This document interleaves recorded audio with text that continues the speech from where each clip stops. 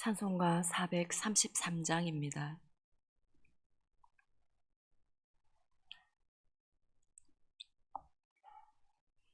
(433장입니다)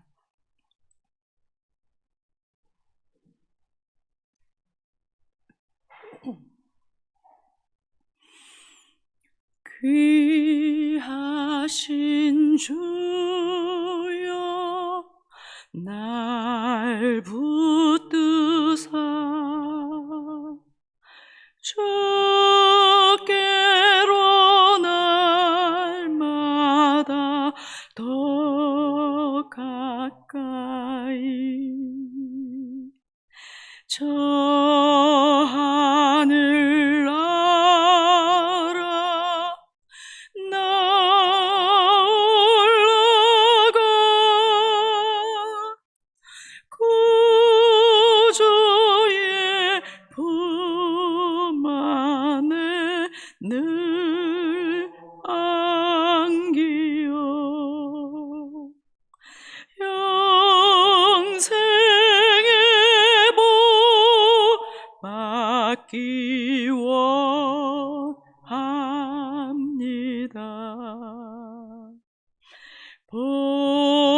봉헌할 물건 나 없어도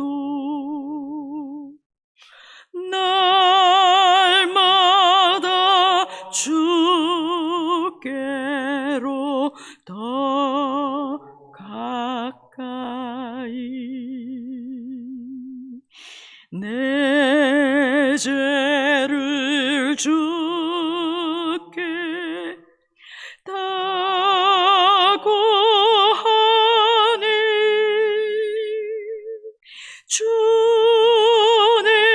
주님의 보혈로 날 씻으사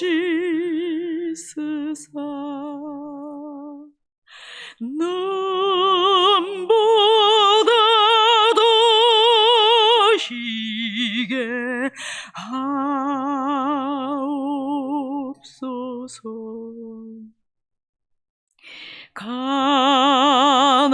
간악한 마귀 날 꾀어도 주 예수 앞으로 더 가까이 이 세상 속한 그 허영심 또 추한 생각을 다 버리니 정결한 마음 내게 늘 주소서. 이 세상 내가 살 동안에 주께로 날마다 더 가까이 저 배는 천국 나 들어가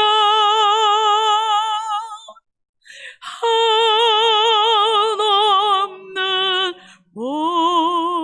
복락을 다 얻도록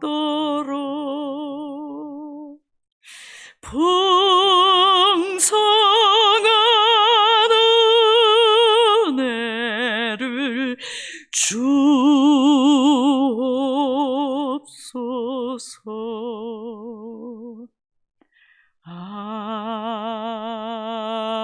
아멘.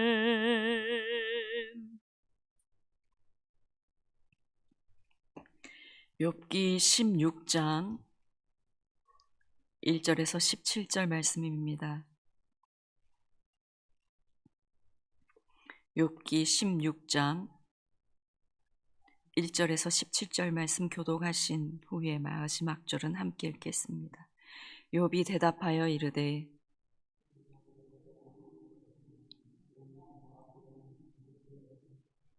헛된 말이 어찌 끝이 있으랴. 네가 무엇에 자극을 받아 이같이 대답하는가.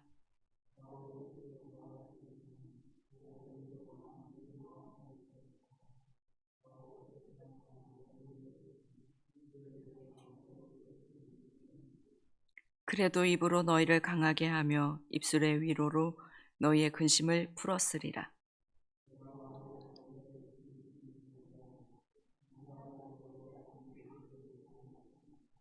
이제 주께서 나를 피로하게 하시고 나의 온 집안을 패망하게 하셨나이다.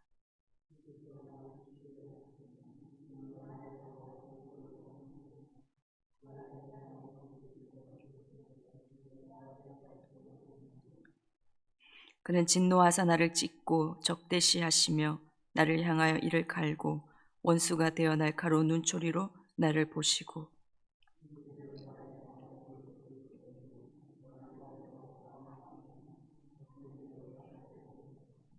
하나님이 나를 악인에게 넘기시며 행악자의 손에 던지셨구나.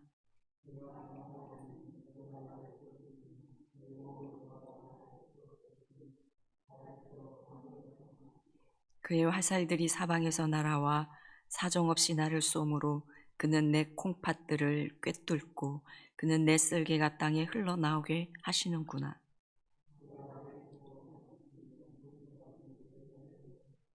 내가 굵은 배를 꿰매어 내 피부에 덮고 내 뿔을 티끌에 더럽혔구나.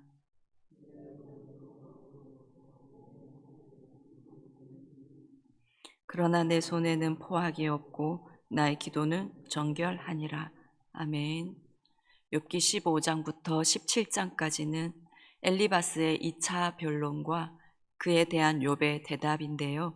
이 15장에서 엘리바스는 1차 논쟁 때와 마찬가지로 욥을 불경건한 자로 규정하고 정죄하는데 더 강한 어조로 욥에게 회개를 촉구하였습니다. 이러한 엘리바스의 말에 대해서 오늘 본문 16장에서 욥이 대답하고 있는 것입니다. 오늘 본문의 내용을 나누어 보면 먼저 1절부터 5절까지는 무익한 말로 욥에게 아픔을 주는 친구들을 향한 욥의 답변이고요. 그리고 6절부터 8절까지는 욥에게 닥친 모든 슬픔과 고통의 원인이 하나님께 있다라고 말하고 있고요. 그리고 9절부터 16절까지 에서는 하나님이 자신의 원수가 되어서 자신을 끔찍하고 잔인하게 공격하신다라고 말하고 있습니다. 그러면서 17절에서는 욥이 자신은 죄가 없다라고 다시 고백하고 있습니다. 2절을 보겠습니다.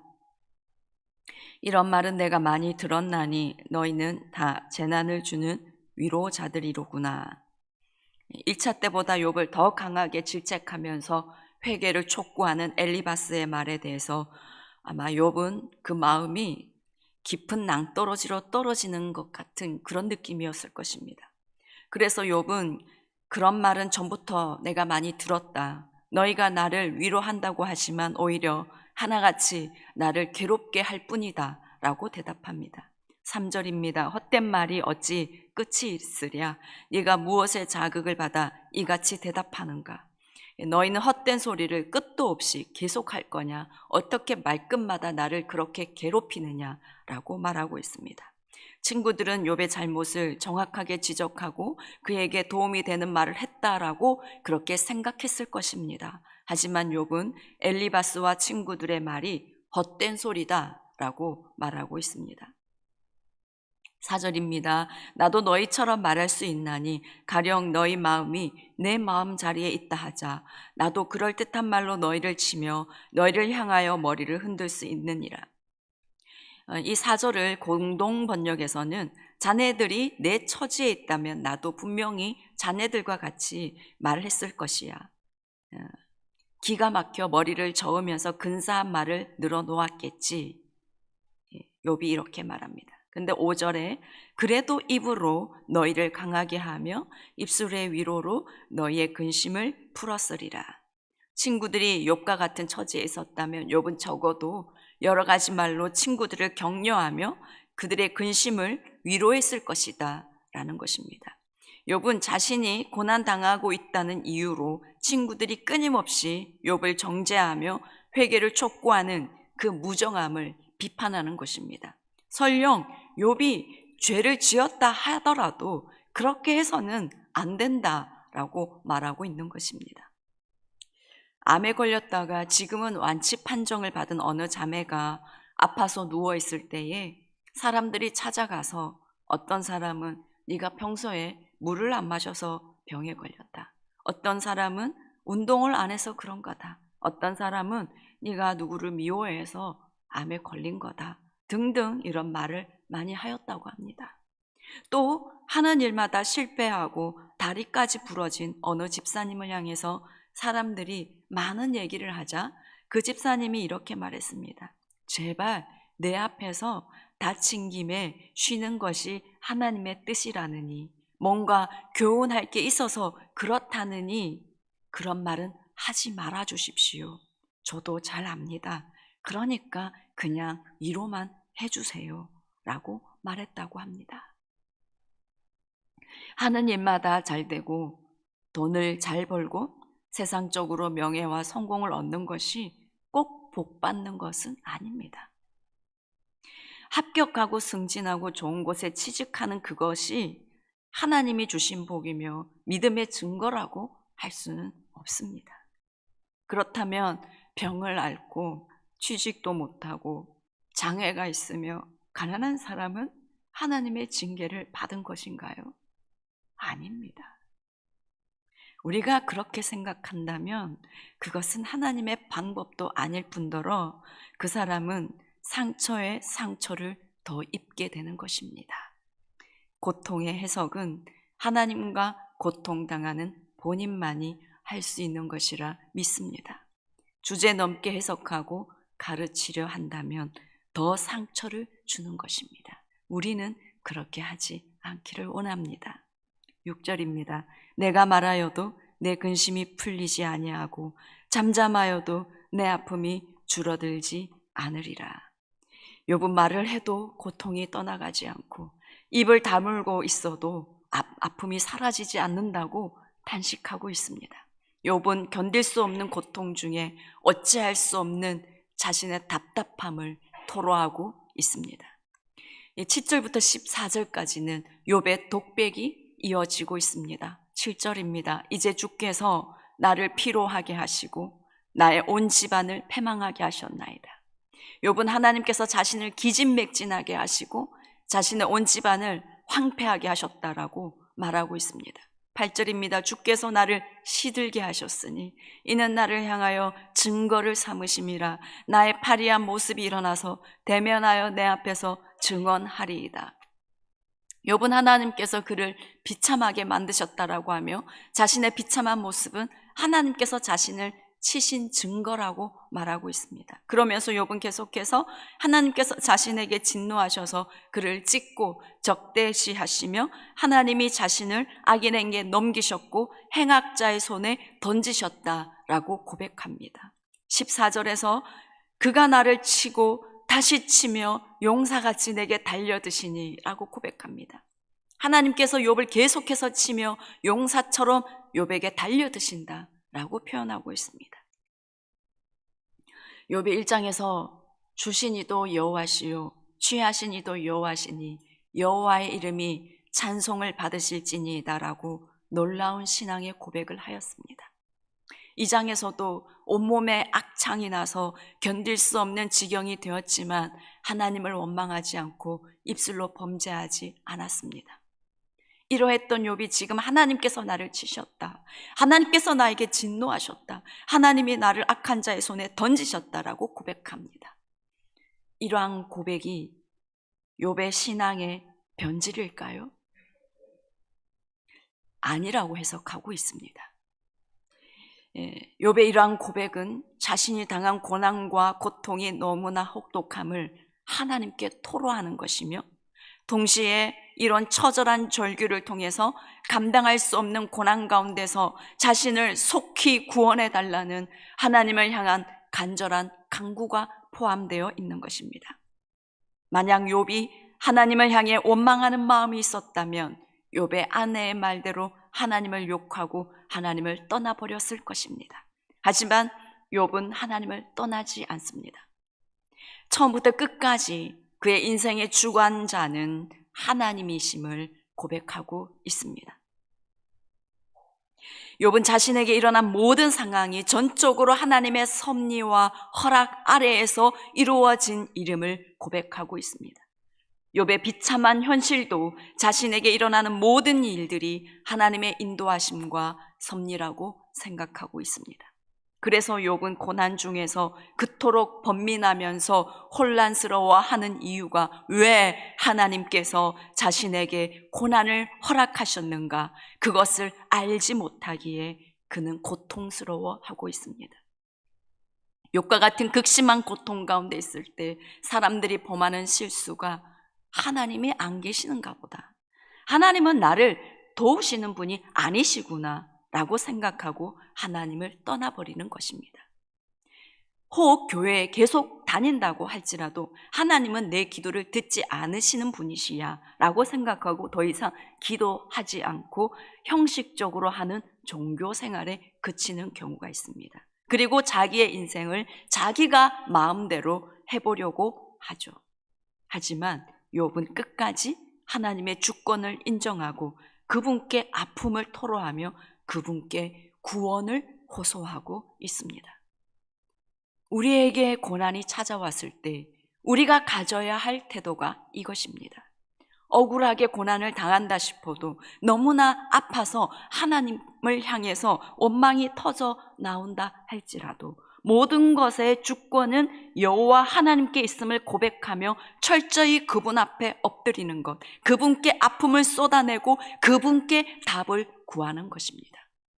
그리할 때 모든 것의 답을 아시는 하나님께서 가장 선하신 모습으로 응답하시며 풀어가실 것입니다.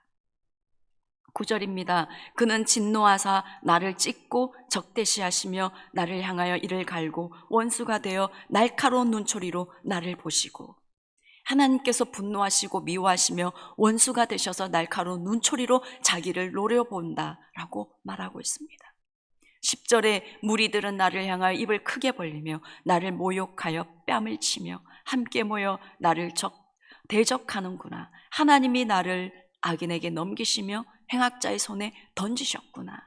사람들은 욥을 경멸하고 욕하며 뺨을 치며 모두 한패가 되어 욥에게 달려든다라고 그렇게 고백하고 있습니다.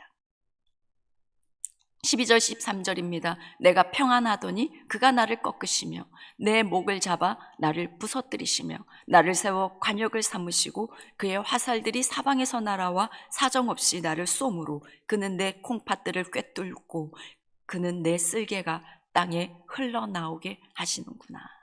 하나님께서 그를 꺾으시며 부서뜨리시며 하나님께서 그를 관역을 삼으셔서 쏜 화살들이 사방에서 날아와 사정없이 욥의 허리를 뚫고 내장을 쏟아내게 한다라고 탄식하고 있습니다. 그리고 17절에서 욥은 고백합니다. 그러나 내 손에는 포악이 없고 나의 기도는 정결하니라. 하나님의 공격과 사람들의 비난까지 욥에게 몰려오지만 그는 죄가 없습니다 라고 고백합니다. 이러한 욥의 고백을 곰곰이 묵상해보면요, 십자가에서 죽으신 예수님의 고난이 떠오릅니다.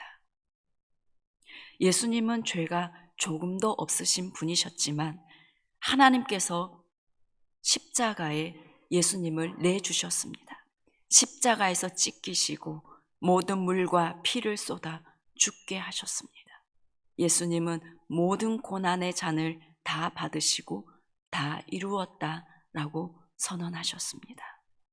죄가 없었던 욥의 고난을 예수님의 고난의 그림자다라고 보고 있습니다. 그렇습니다. 온전했던 욥이 받았던 그 고난은 죄가 없으신 하나님의 아들 예수님의 그 고난과 많이 닮아 있습니다. 바울도 그랬습니다. 복음을 그렇게 열심히 전하는데 어찌 생각해보면 하나님께서 고난 없이 순탄하게 되도록 도와주셔야 할 것 같은데 그렇지 않았습니다. 복음을 전하다가 받은 고난이 얼마나 컸던지 갈라디아서 6장에서 내 몸에 예수의 흔적을 지니고 있노라 라고 말했습니다. 하나님을 특별히 더 사랑하는 사람들에게, 하나님 보시기에 온전한 사람이라 인정받는 사람들에게 고난이 찾아오기도 함을 우리는 발견하게 됩니다.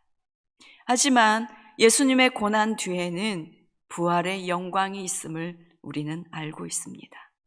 로마서 8장 17절에 이렇게 말씀하고 있습니다.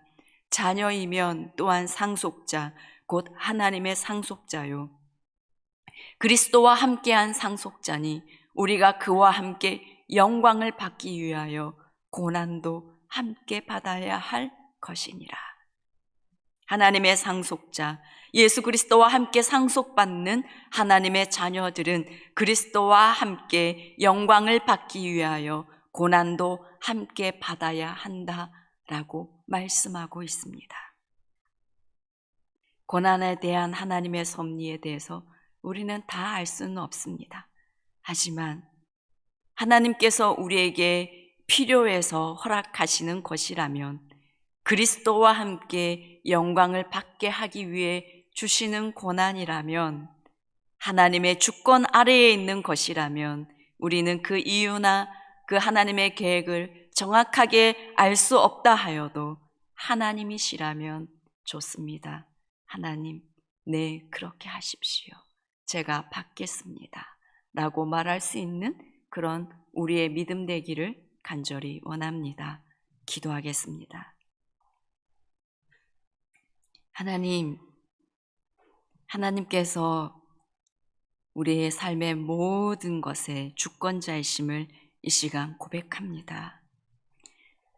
또한 하나님께서는 너무나 선하신 우리 아버지 하나님이심을 고백합니다. 하나님, 어떠한 고난과 어떠한 상황에서도 하나님 앞에 끝까지 엎드림으로 하나님의 구원하심을 보는 우리 모든 효성의 가족이 되게 도와주시옵소서. 하나님, 우리 사랑하는 다음 세대들과 우리 성도님들 계속해서 하나님의 아버지의 집으로 돌아오게 하여 주시옵소서.